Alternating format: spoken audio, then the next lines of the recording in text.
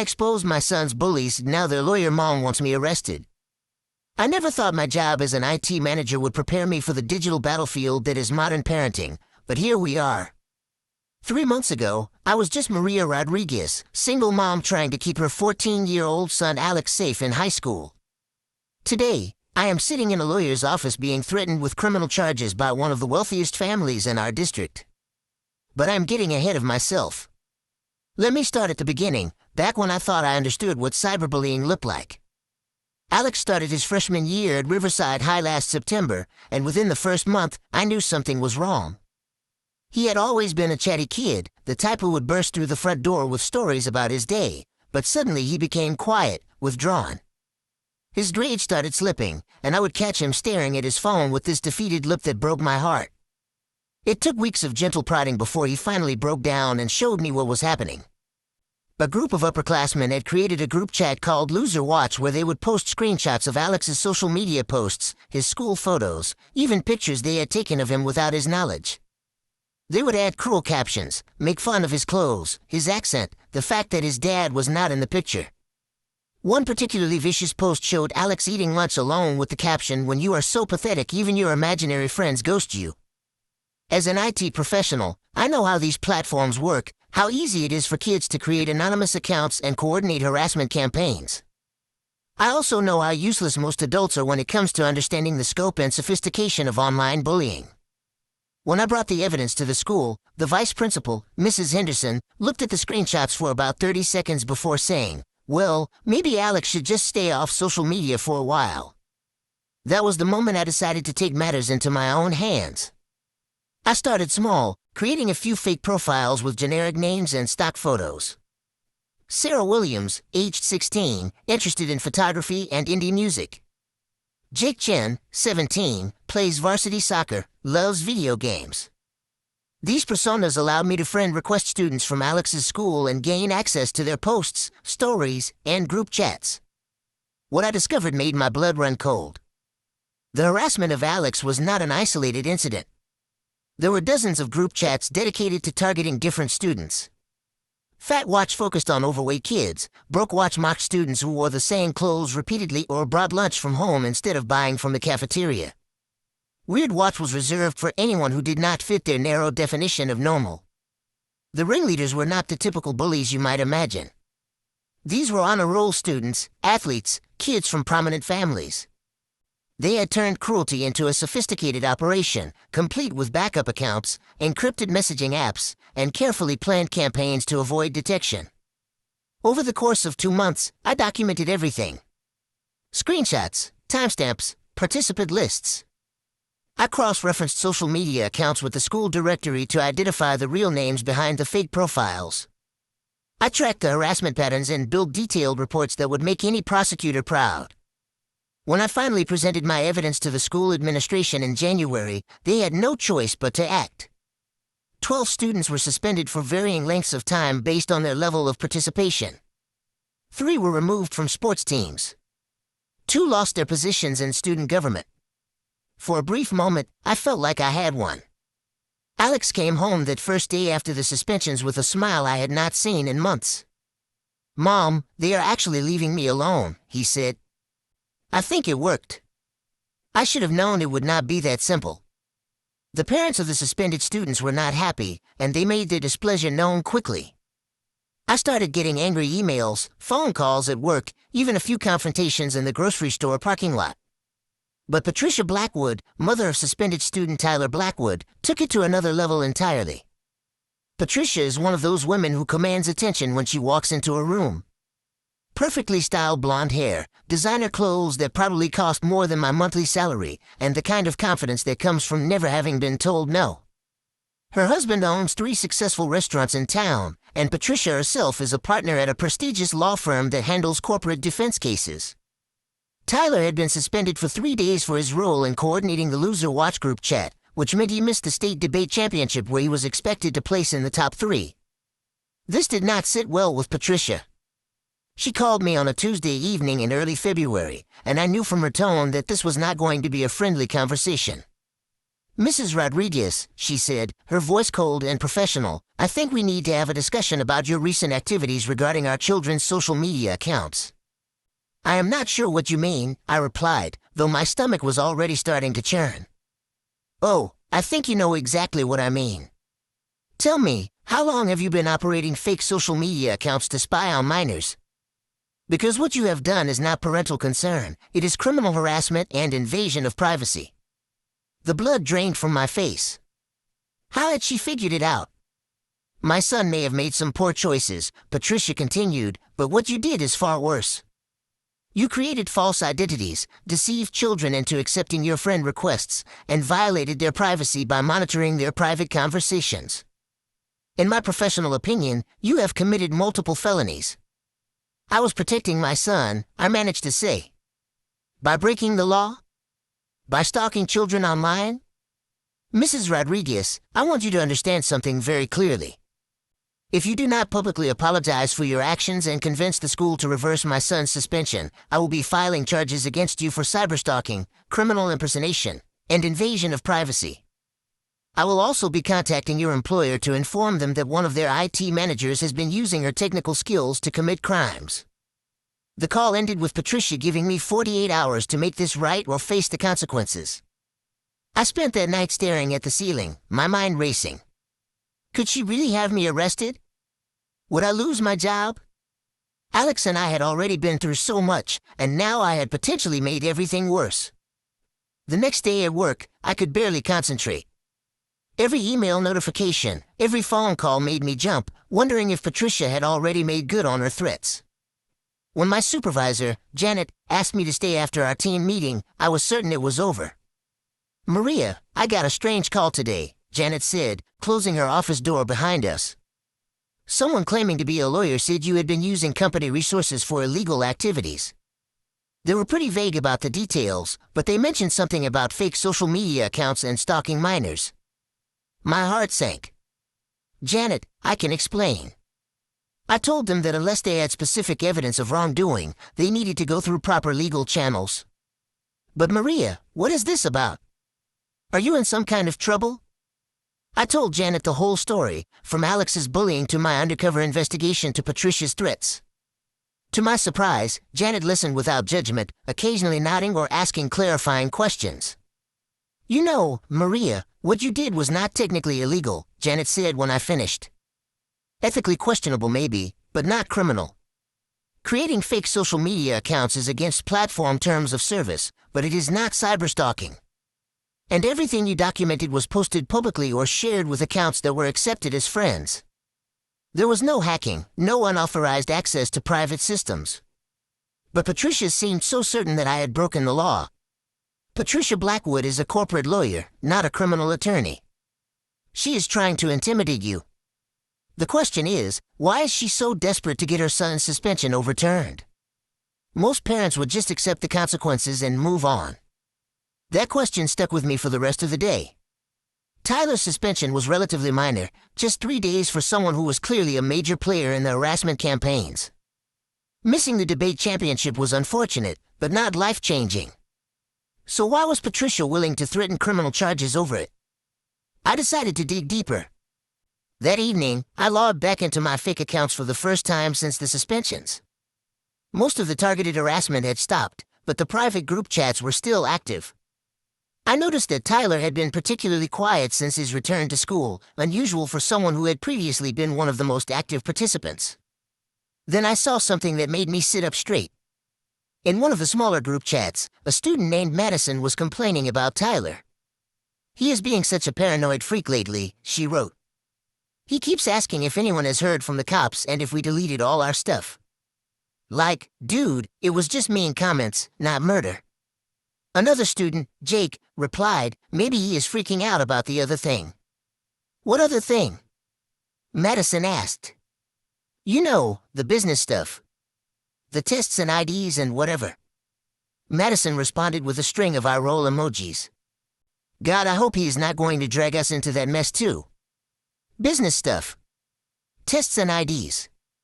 My IT background immediately started connecting dots. I spent the next several days carefully monitoring the group chats, looking for any mention of Tyler's business activities. What I found was far more serious than cyberbullying.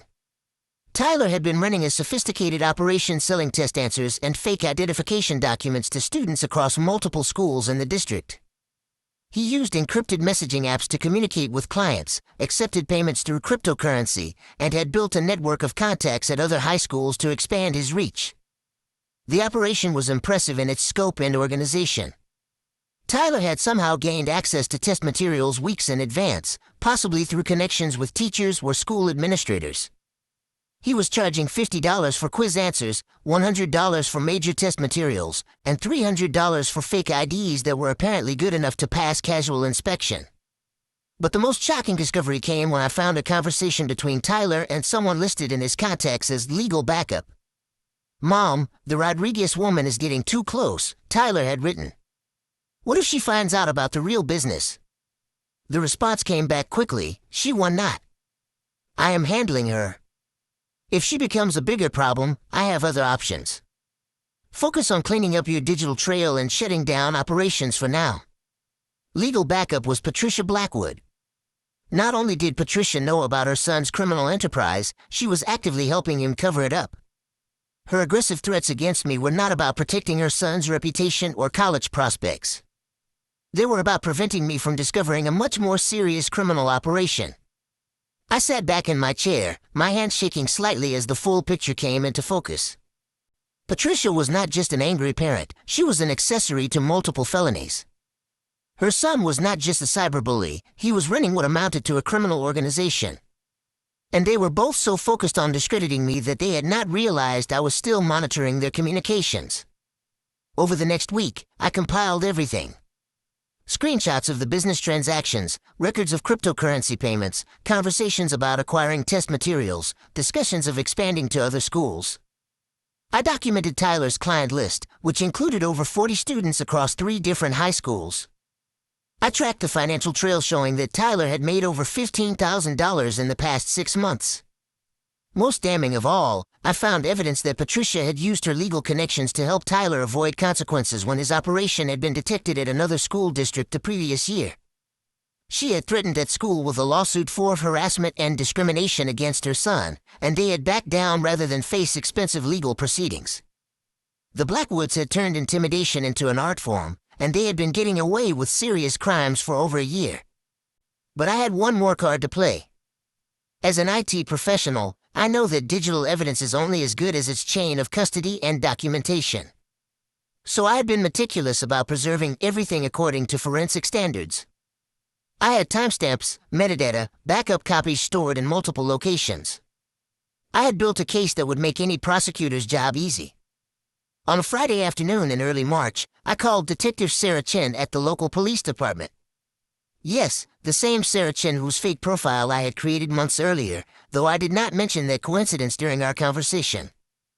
"Detective Chen, I have evidence of a significant criminal operation involving fraud, identity document counterfeiting, and academic dishonesty. I believe you will want to see this." 2 days later, I sat in Detective Chen's office with printed copies of everything I had discovered.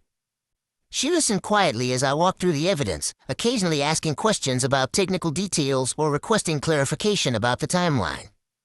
"Mrs. Rodriguez, this is very impressive work," she said when I finished. "How did you manage to gather all this evidence without the perpetrators knowing?" I explained about the fake social media accounts I had created to investigate Alex's bullying, and how I had stumbled onto Tyler's criminal enterprise while monitoring the group chats. "So you created false identities to investigate cyberbullying, and in the process, you uncovered a much larger criminal operation?" "That is correct." Detective Chen leaned back in her chair, a slight smile on her face. "You know, Mrs. Blackwood called our department last week. She wanted to file charges against you for cyberstalking and criminal impersonation. She was quite insistent that we arrest you immediately." My heart skipped a beat. "And?" "Well, after reviewing the statutes she cited, we determined that your activities did not meet the legal definition of cyberstalking or criminal impersonation. Creating fake social media accounts is not illegal, and you did not use them to threaten or harass anyone. You simply observed and documented illegal activities that were happening in plain sight. So I am not in trouble? On the contrary, you may have done us a significant favor. We have been investigating reports of academic fraud and fake ID sales in this district for months, but we had not been able to identify the source. Your evidence gives us exactly what we need to move forward. Detective Chen stood up and shook my hand. Mrs. Rodriguez, I want you to know that what you did took courage. A lot of parents would have just accepted the status quo and hoped for the best. You saw a problem, you investigated it thoroughly, and you brought us actionable evidence. That is not the behavior of a criminal, it is the behavior of a concerned citizen. 3 weeks later, Tyler Blackwood was arrested at school on charges of fraud, identity document counterfeiting, money laundering, and conspiracy. The search warrant executed at his home turned up computers, printers, and materials for creating fake identification documents. They also found over $12,000 in cash hidden in his bedroom.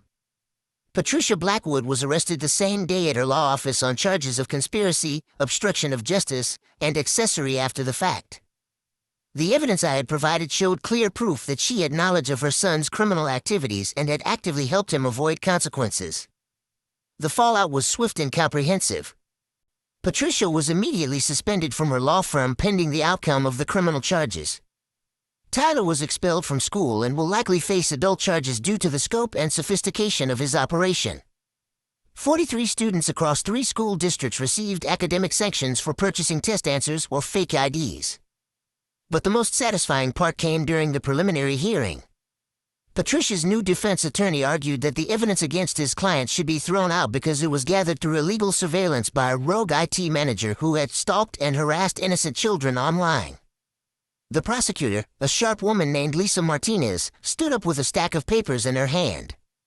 Your Honor, Mrs. Rodriguez's investigation was not only legal, it was exemplary police work performed by a private citizen. She documented criminal activity that was occurring in public digital spaces, preserved evidence according to forensic standards, and brought her findings to law enforcement through proper channels. The defense's characterization of her as a stalker is not only inaccurate, it is an attempt to distract from the mountain of evidence showing that their clients ran a sophisticated criminal enterprise for over a year. Judge Harrison agreed. The evidence will be admitted in full. Mrs. Rodriguez, I want to thank you for your diligence in bringing this matter to light. Your actions likely prevented these crimes from expanding and affecting even more students. As we left the courthouse that day, Alex walked beside me with his head held high. The harassment had stopped completely once Tyler and his crew were arrested, and Alex had started making friends with some of the other kids who had been targeted. Mom, I know you got in trouble because of me, he said as we reached the car. Alex, I did not get in trouble. I got results. There's a difference. Yeah, but you could have. You could have lost your job or gone to jail or whatever. Why did you risk all that?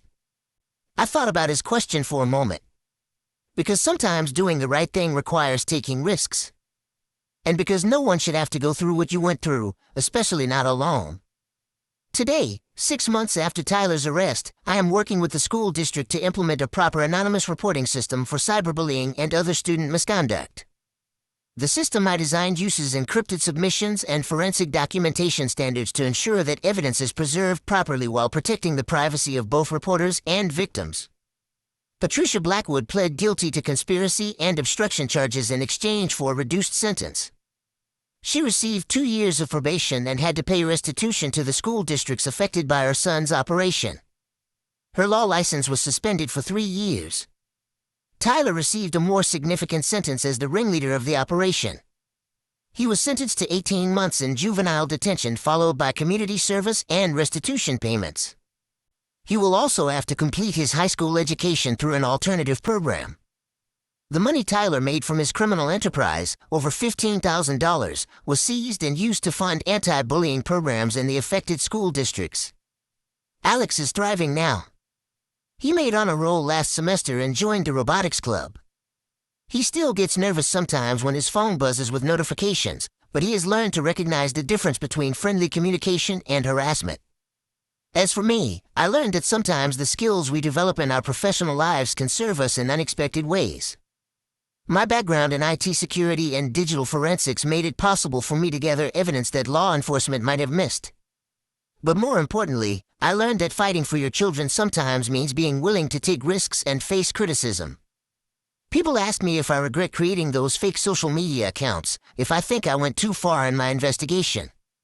My answer is always the same. I regret that it was necessary, but I do not regret doing it. The Blackwoods thought they could intimidate me into backing down, that their wealth and legal connections would protect them from consequences. They assumed that a single mother working in IT would not have the resources or determination to fight back against their harassment campaigns. They were wrong. Sometimes the best defense against bullies, whether they are 14 years old or 40 years old, is to document everything, build an airtight case, and let the evidence speak for itself. Sometimes justice requires patience, technical skills, and a willingness to dig deeper when everyone else wants to look the other way. And sometimes, when you are protecting your child, there is no such thing as going too far. The fake social media accounts have been deleted, but the lessons they taught me remain. Trust but verify. Document everything. Question authority when authority fails to act. And never underestimate the power of a determined parent with a good internet connection and the technical skills to use it effectively. Alex starts his sophomore year next week, and for the first time since he entered high school, I am not worried about him coming home with stories of harassment or cruelty. The culture at Riverside High has changed, partly because of the criminal prosecutions, but mostly because students now know that their online activities have real-world consequences. Sometimes it takes a dramatic intervention to create lasting change. Sometimes you have to be willing to become the villain in someone else's story to be the hero in your own child's story. I am at peace with the choices I made, and I would make them again without hesitation. After all, protecting our children is not just about keeping them safe from strangers on the internet. Sometimes it is about protecting them from the kids they see every day at school, and the parents who enable those kids to commit crimes. Sometimes the real predators are hiding in plain sight, wearing designer clothes and carrying law degrees, thinking their wealth and connections make them untouchable. They learned otherwise. And now, whenever I see Patricia Blackwood at the grocery store or around town, she looks away quickly and finds somewhere else to be. Tyler, when he gets out of juvenile detention, will be attending a different school district entirely. The digital battlefield is quiet now, but I remain vigilant. Because I know that there are other Tyler Blackwoods out there, other criminal enterprises masquerading as teenage drama, other parents who think their money and status put them above the law. But they should know that there are also parents like me, parents who understand technology and are not afraid to use it to protect their children, parents who know the difference between cyberstalking and cyber justice. The next time someone tries to tell me that I went too far in protecting Alex, I will show them the evidence files I compiled. I will remind them that Tyler Blackwood was not just a cyberbully, he was a criminal who had victimized dozens of students across multiple schools. I will explain that Patricia Blackwood was not just an angry parent, she was an accessory to serious crimes who used her legal knowledge to help her son avoid consequences. And I will tell them that sometimes, when the system fails to protect our children, we have to be willing to step outside our comfort zones and take matters into our own hands. Because in the end, the only thing necessary for evil to triumph is for good parents to do nothing. I did something, and it made all the difference.